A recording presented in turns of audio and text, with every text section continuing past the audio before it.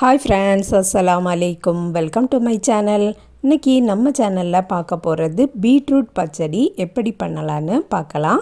அதுக்கு முன்னாடி நம்ம சேனலை சப்ஸ்கிரைப் பண்ணாதவங்க சப்ஸ்கிரைப் பண்ணிடுங்க. பக்கத்தில் இருக்கக்கூடிய பெல் ஐகானையும் கிளிக் பண்ணிடுங்க. இப்போது நம்ம வீடியோக்குள்ளே போகலாம். ஒரு மண் சட்டி அடுப்பில் வச்சுருக்கேன். அது ஹீட் ஆனதும் அதில் 1 டீஸ்பூன் நெய் ஊற்றிக்கலாம்.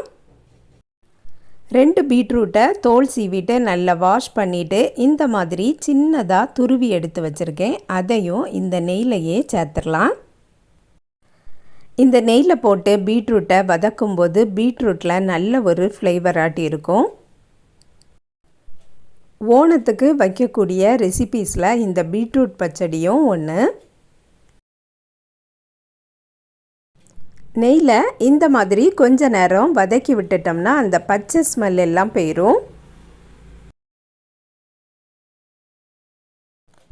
தேவைக்கேற்ப உப்பு சேர்த்துக்கிடலாம்.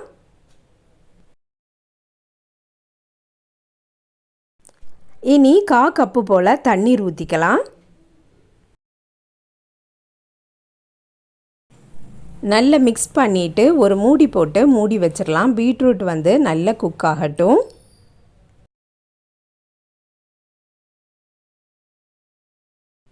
மசாலாவுக்கு கொஞ்சமாக தேங்காய் எடுத்திருக்கேன்.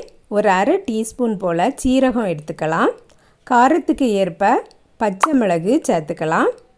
ஒரு சின்ன துண்டு இஞ்சியும் சேர்த்துட்டு இதை நல்லா அரைச்சி எடுத்துக்கலாம். பீட்ரூட்டில் இருக்கக்கூடிய தண்ணீர் எல்லாமே வற்றியாச்சு.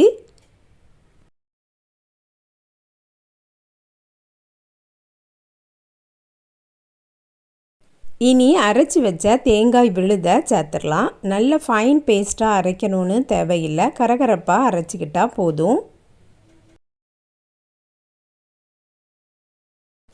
மசாலா போட்டுட்டு நல்லா மிக்ஸ் பண்ணி கொடுத்துக்கலாம். பச்சை ஸ்மெல் எல்லாம் போகட்டும்.